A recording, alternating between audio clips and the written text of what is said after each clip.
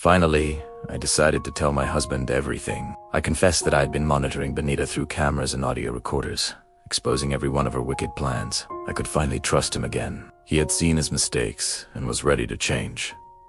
That night, he promised me he would take drastic action. The next morning started quietly.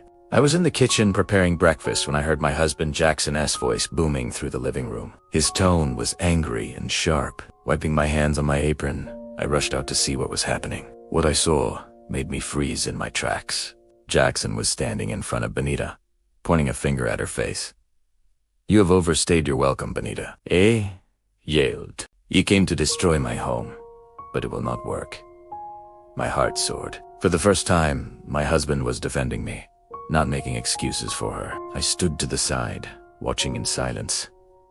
Benita, defiant as ever, folded her arms. "I'm not going anywhere, Jackson. You know I'm pregnant for you," she said boldly. My husband shook his head in anger. "Pregnant for me? Stop lying, Benita. You've done enough damage. You brought confusion into my family, and I won't allow it anymore." Joy rushed through me.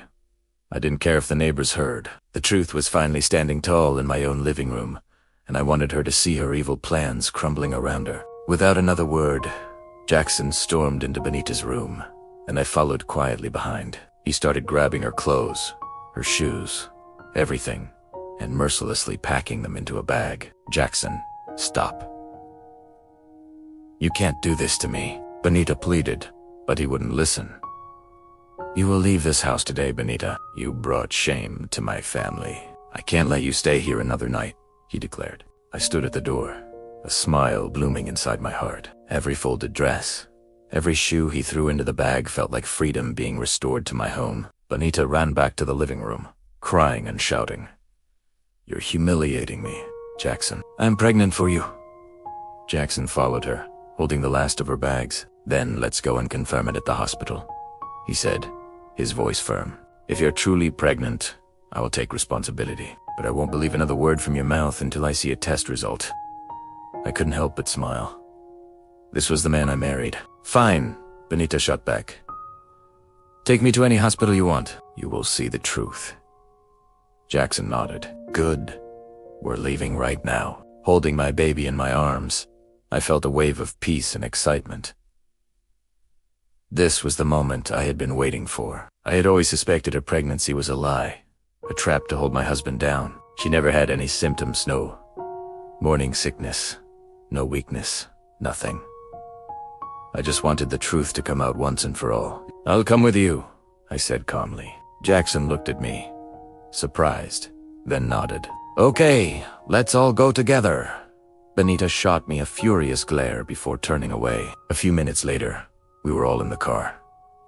The drive to the hospital was tense and silent. No one spoke a word. Benita sat in the back with me, staring out the window, trying to look calm, but I could see her hands trembling. Jackson drove on, his face set like stone. I sat there, praying in my heart that this would be the day the truth was revealed, the day her mask would finally fall off for good. When we arrived, Jackson parked and got out first. "Let's go," he said quietly. Benita followed, still pretending to be brave. Inside the hospital, the air felt cold. A nurse at the reception greeted us, and Jackson did the talking. "Please, we need a pregnancy test for her," he said, pointing at Benita. The nurse called a lab technician, a young man in a white coat, who came out smiling. "No problem." "Please, madam, follow me." Benita hesitated, looked at Jackson, and then reluctantly followed the technician. Jackson and I sat in the waiting area. I looked at my husband and smiled. "Today, the truth will speak," I said. He nodded quietly. After what felt like an eternity, the lab technician returned with a small container. "We've taken her sample," he announced. Benita trailed behind him, her nervousness now impossible to hide. Jackson folded his arms, his eyes fixed on her. The technician smiled politely and said, "You have to wait a few minutes for the result. Watch out for episode 5.